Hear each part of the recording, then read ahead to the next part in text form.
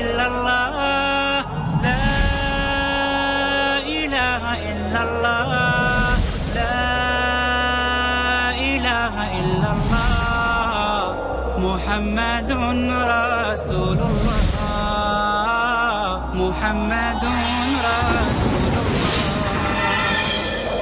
أرجو رضاك يا الله أنت الرحيم يا ابني عطاك يا الله أنت الكريم ومنك العطاء يا أنت العظيم يا فيك الرجاء يا أنت الحليم الستار ملك الملك الغفار. بسم اللہ الرحمن الرحیم. السلام علیکم ورحمۃ اللہ وبرکاتہ. ناظرین کرام، آپ دیکھ رہے ہیں پیس ٹی وی اور میں ہوں آپ کا میزبان محمد ابرار ظہیر، اور ہمارے ساتھ موجود مہمان ہیں ہمارے فضیلت الشیخ حضرت مولانا قاری صہیب احمد صاحب میر محمدی حفظہ اللہ.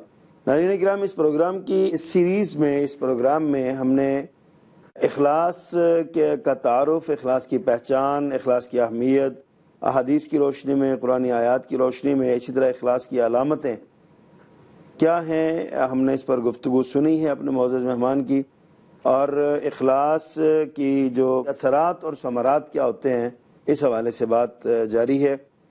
میں ایک بار پھر شکر گزار ہوں اپنے محترم قاری صہیب احمد میر محمدی صاحب حفظہ اللہ کا، وہ تشریف لائے. السلام علیکم ورحمۃ اللہ قاری صاحب. آپ کی مہربانی، آپ تشریف لائے، آپ نے بہت سارا وقت دیا. ہمارے ناظرین کو آپ رہنمائی دے رہے تھے اخلاص کے حوالے سے، اور اسی سلسلے کو میں آگے بڑھانا چاہتا ہوں.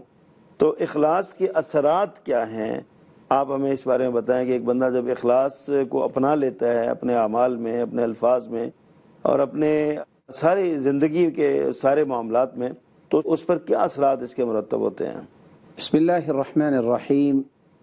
الحمد للہ رب العالمین، والصلاة والسلام على اشرف الانبیاء وسید المرسلین وعلى آلہ وصحبہ اجمعین. اما بعد، فاعوذ باللہ من الشیطان الرجیم. وما امروا الا ليعبدوا اللہ مخلصین لہ الدین. اخلاص یہ جو اللہ تعالیٰ کی ایک نعمت ہے، اس کو اختیار کرنے سے جہاں اللہ کی رضا ملتی ہے، جہاں انسان کے عمل کو اللہ تعالیٰ قبول فرماتے ہیں، وہاں اس کے عمل کو بابرکت بھی فرماتے ہیں. اور چوتھا اثر جو مرتب ہوتا ہے، اللہ رب العزت اسے دنیا سے بھی نوازتے ہیں اور آخرت سے بھی نوازتے ہیں.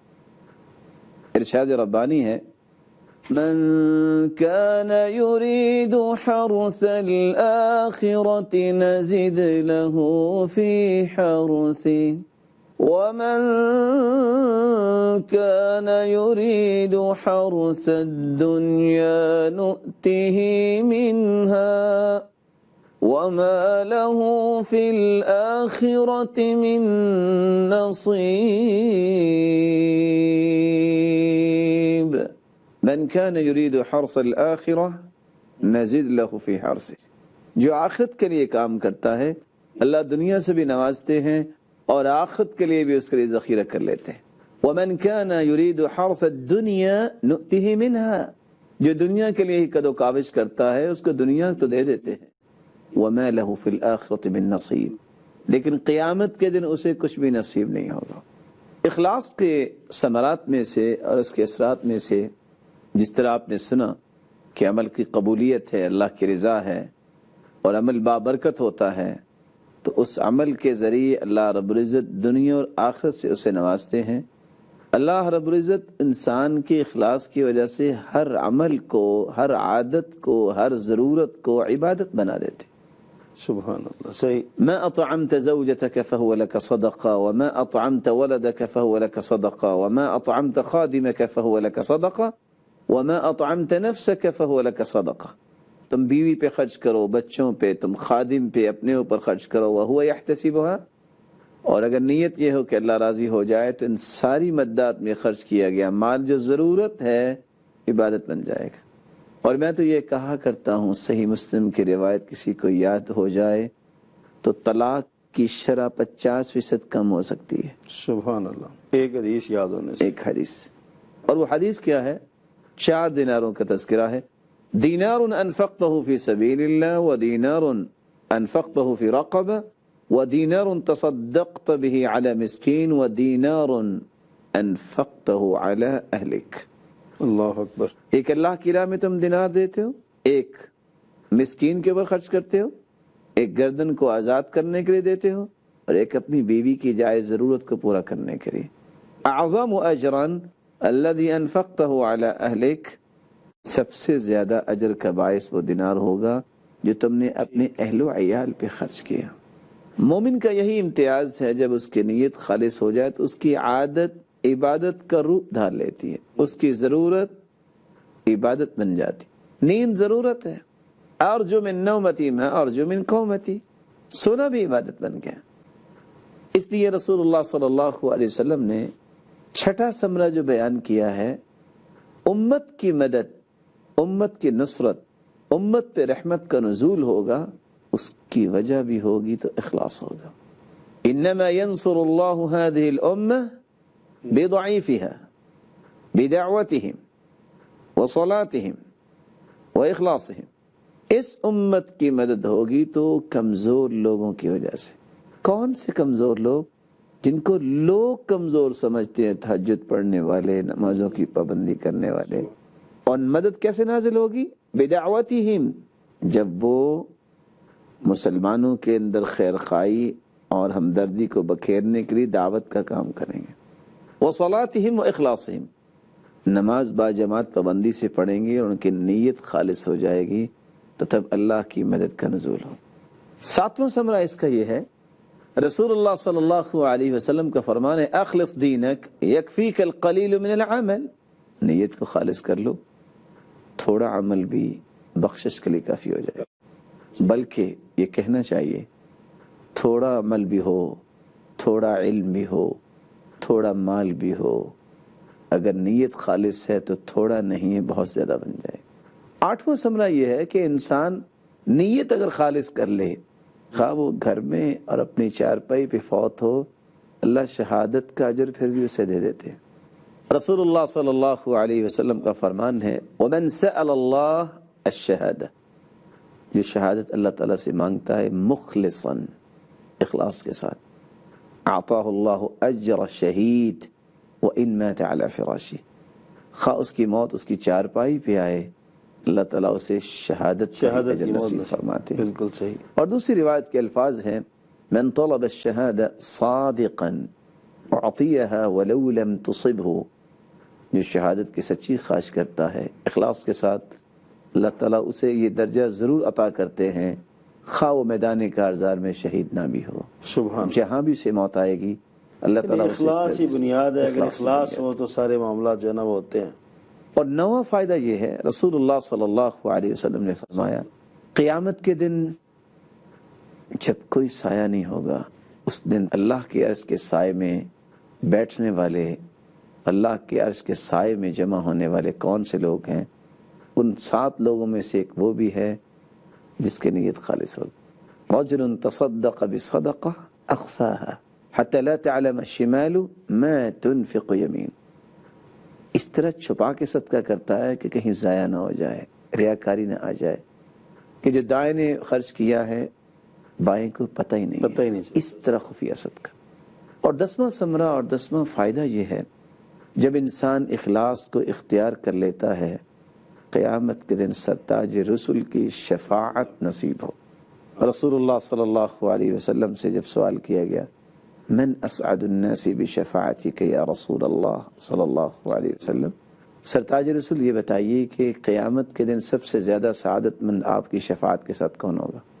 آپ نے فرمایا، اسعد الناس بشفاعت یوم القیامہ من قال لا الہ الا اللہ خالصا من قلبی او نفسه، جو خلوص نیت کے ساتھ لا الہ الا اللہ کہہ دیتا ہے، یہ میری شفاعت اور میری سفارش کا حقدار ہوگا۔ تو اللہ رب العزت سے اس بات کی دعا کرنی چاہیے کہ اللہ رب العزت اخلاص کی نعمت سے ہمیں مالا مال کرے۔ اس نعمت کے ساتھ لاکھوں نعمتیں اللہ تعالیٰ دنیا اور آخرت میں انسان کو عطا کریں گے، اور اس کی بنیاد ہوگی تو اخلاص ہوگا۔ اچھا شیخ، اخلاص کے حوالے سے آپ نے بتایا اور اس کے 10 ثمرات آپ نے ہمیں ان سے آگاہ فرمایا کہ اس کو 10 قسم کے ثمرات جو ہے نا وہ ملتے ہیں اخلاص کے ساتھ۔ تو میرا دل چاہ رہا ہے کہ آپ نے جو ہمیں بتایا اخلاص کے ثمرات جو ملے لوگوں کو، ہمارے اکابر اور اسلاف میں سے کچھ ایسے واقعات ہمارے ناظرین کو سنائیں اور بتائیں۔ ان واقعات کے سننے سے یہ ہوتا ہے کہ ایمان میں کچھ ہلچل مچتی ہے اور لوگوں کے دلوں میں جذبہ پیدا ہوتا ہے۔ کوئی حوالے سے رہنمائی کیجیے۔ امام بخاری رحمۃ اللہ علیہ آج کائنات کے اندر اس ہستی کا نام کیوں ہے؟ کیا اس وقت اور کوئی محدث نہیں تھا؟ انہوں نے بھی تو آخر کسی سے پڑھا ہی تھا نا، اور وہ بھی تو اخلاص والے تھے نا، اور وہ بھی تو ایمان کے پہاڑ ہی تھے نا۔ جتنا انسان کے اندر زیادہ اخلاص ہوتا ہے اتنا اس کے کام میں برکت زیادہ ہوتی ہے۔ اللہ اکبر، صحیح ہو گیا۔ امام بخاری رحمۃ اللہ علیہ کو اللہ تعالیٰ نے کتنا پیارا دل دیا تھا، میں 3 مثالوں سے واضح کرنا چاہوں۔ مثال آپ کی سنتے ہیں، یہاں پہ وقت ہو گیا بریک کا۔ بڑی خوبصورت گفتگو جاری ہے، ناظرین کرام ہمارے ساتھ رہیے گا، ملتے ہیں چند لمحات کے بعد۔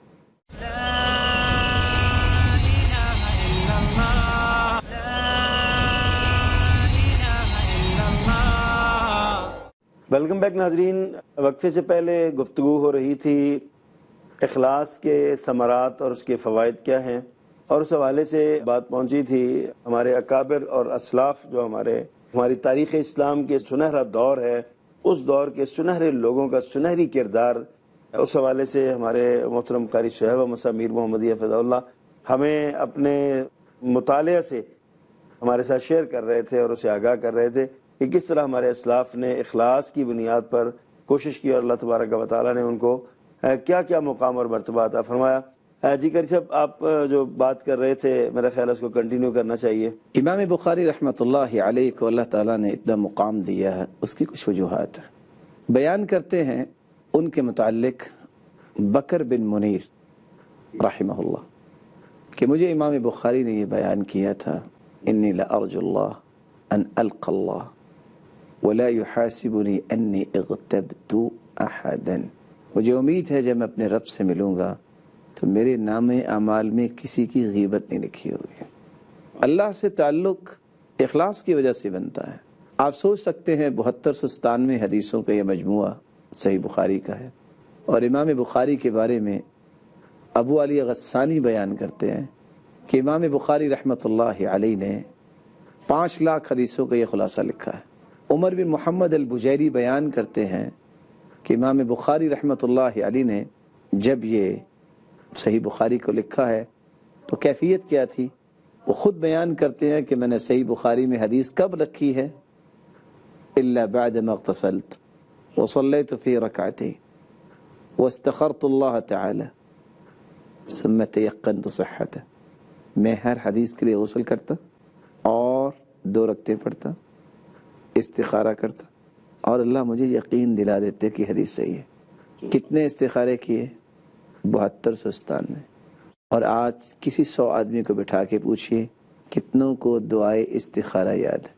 اور امام بخاری رحمۃ اللہ علیہ ایک دن تشریف فرما تھے اور حدیثیں سنا رہے تھے، اور ایک نبینہ ساتھی بیٹھا تھا۔ جب امام بخاری نے حدیث سنائی تو تھوڑا انہوں نے سر ہلایا اور جھومے، تو یہ مسکرا پڑے۔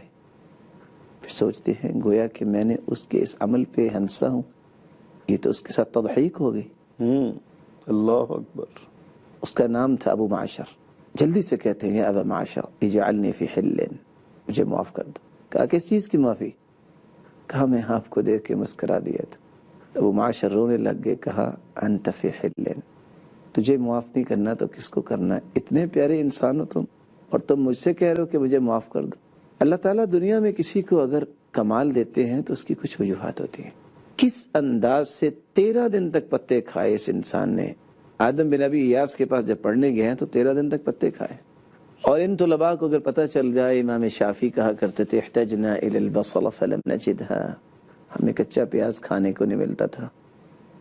ان کی تاریخ تو ان کے ساتھ وابستہ ہے نا۔ ان کو اگر پتہ چل جائے امام دارمی کی بات کا، وہ کہا کرتے تھے کنت انام علی البواری 30 سنہ، 30 سال تک میں نے بستر پہ کمر نہیں رکھی، میں نے بوریوں پہ سو کر گزارا کی۔ اس وقت بھی دنیا کے اندر دور نہ جائیے، پچھلی صدی میں کتنے ایسے لوگ تھے، ان کے ساتھ رہنے والے کروڑوں لوگ بستے تھے۔ شیخ البانی رحمۃ اللہ علیہ شیخ ابن باز رحمۃ اللہ علیہ، ان لوگوں کا نام آج کیوں زندہ ہے؟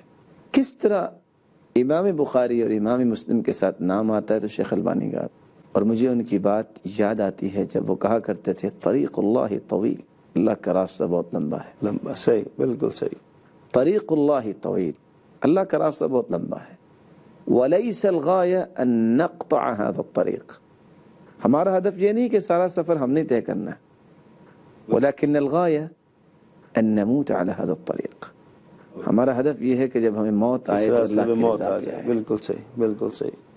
اس لیے آپ ہندوستان اور پاکستان کے اندر دیکھیے کتنے ایسے علماء ہیں، یہ ہندوستان کے اندر یہ تحفۃ الاحوذی لکھنے والے یہ کون ہیں؟ اس وقت بہت سارے علماء ہیں، لیکن اللہ تعالیٰ نے کیسا ان کو کمال دیا۔ اور مجھے وہ بات یاد آتی ہے جب مدینہ یونیورسٹی میں مشائخ کہا کرتے تھے کہ اللہ تعالیٰ نے اس بندے سے وہ کام لیا جو ابن حجر سے کام لیا۔ اور تعجب کی بات یہ ہے کہ شیخ البانی رحمۃ اللہ علیہ جو ان کے سند ہے شیخ نباج سے، ان کی سند بھی جاتی ہے تو صاحب تحفۃ الاحوذی کی طرف جاتی ہے۔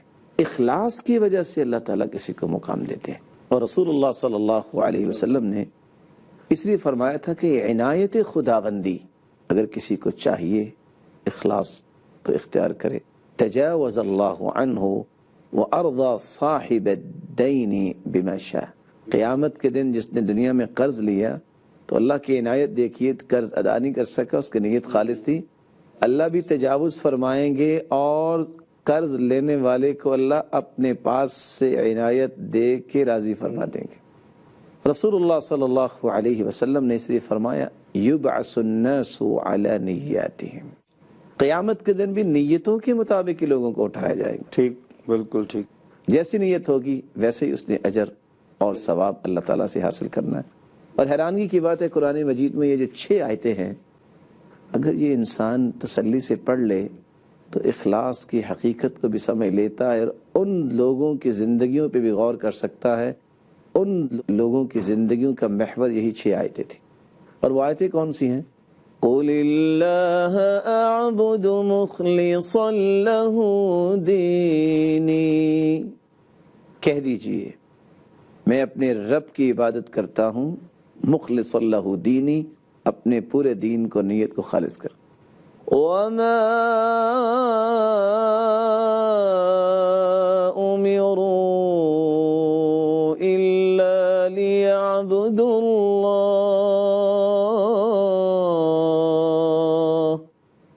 مُخْلِصِينَ لَهُ الدِّينَ،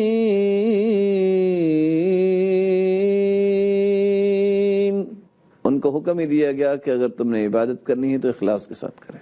ان اعبد اللہ مخلصا لہ الدین، مجھے حکم یہ ہے کہ میں اللہ تعالیٰ کے سامنے اپنے دین کو، اپنی نیت کو خالص کروں۔ خالص کروں، صحیح۔ اور چوتھی آیت میں اللہ تعالیٰ فرماتے ہیں انما نطعمکم لوجہ اللہ لا نريد منكم جزاء ولا شکورا، ہم کھلاتے ہیں تو کس وجہ سے؟ اللہ کی رضا کے لیے، ہمیں جزا اور بدلہ نہیں چاہیے۔ إِلَّا ابْتِغَاءَ وَجْهِ رَبِّهِ الْأَعْلَى وَلَسَوْفَ يَرْضَى، اللہ کی رضا چاہنے کے لیے ہی یہ کام کیا ہے، اور جس مقصد کے لیے کام کیا وَلَسَوْفَ يَرْضَى، واللہ راضی بھی کرے گا۔ إِيَّاكَ نَعْبُدُ وَإِيَّاكَ نَسْتَعِينُ، جب ہم ہر نماز میں یہ کہتے ہیں کہ اللہ مدد بھی تجھ سے مانگتے ہیں اور عبادت بھی صرف تیری ہی کرتے ہیں، ان باتوں کو اگر انسان سمجھ لے تو اس کی پوری زندگی سراپا اخلاص بن سکتی۔ آج ہمارا تکبیر اولیٰ کے ساتھ ملنے کی خواہش، قرآن مجید کی تلاوت، دنیا کو دین کی بات سکھانا، آخر اس کا کیا مقصد ہے؟ اگر یہ مقصد ہو میرا رب راضی ہو جائے تو اللہ کی قسم اس سے بڑی سعادت کوئی نہیں ہے.